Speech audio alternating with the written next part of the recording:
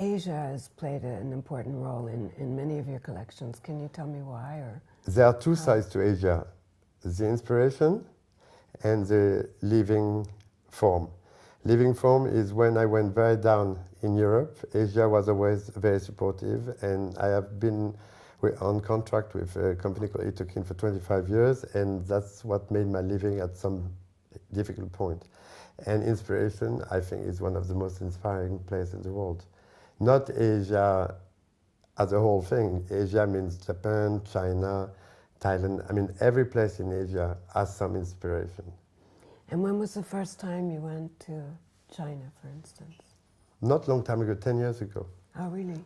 You know, but opposite to Kenzo, great friend of mine, who really started to be inspired by other countries very early when people were not traveling so much.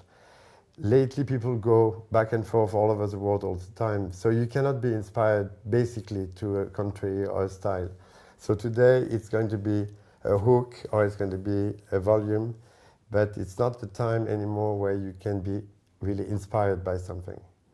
But tell me a bit about your inspired Chinese jackets. My inspired Chinese jacket was in 1968. That was the time when people went down the street and demonstrate, and my parents both wore Chinese suits because they were socialists, and they decided that they sold all the 18th century furniture. My father got rid of his suits, my mother got rid of her Saint Laurent, and they became active. And and my grandmother too. And this is one of my first image of fashion. Black velvet suit by my mother and Chinese jacket. And this is in my head since then. And in 1989, when we feted the French Revolution, I decided I want to do an icon. Saint Laurent has his tuxedo, Chanel has her suit. I want to do something. And that's how we started to the Chinese jacket. And that's about the time you met Joyce? Or you met Joyce? I met Joyce before 89, on and off. And then she first bought some clothes, I think 77 or 79, something like that. And then in 1989, we dressed all the salespeople of her stores with the Chinese jacket, but in crepe. And she ordered couture ones in shocking pink suede and in orange suede. And tell me the story about, what was it, Harvey Nichols? They made a really nice order, and it was Joyce. Joyce is the best store in the world. And next day, Harvey Nichols come and they say, we're opening across Joyce in Hong Kong, and we make you a 3-year contract with lots of zeros. And I said, no, I'm with Joyce since the beginning. And my partners said, no, we take the deal. And I had to call Joyce and tell her. And it was on a Sunday. She was on her way to Lanvin show. I think it was first Albert show.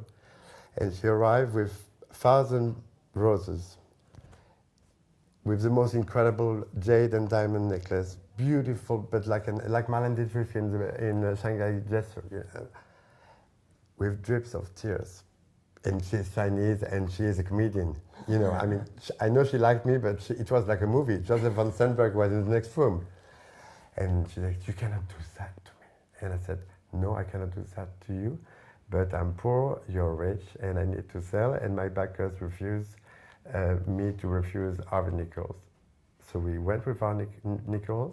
We fought with Harvey Nichols after 6 months, and I stopped working with Harvey Nichols. And this is the last time I will ever do something like that. And what do you think the influence Joyce had on the Asian market? Not the influence, she made the Asian market understand fashion. You know, Rei Kawakubo and Joyce are the two persons that made fashion far away from Europe. Like Selma Weiser, you remember, from Charivari? Sure. Those are maybe 3 women, maybe with François Chassagnac, we used to run Victoire, that really made what fashion is today. It's much more than an influence, it's like they built it. They gave birth to it.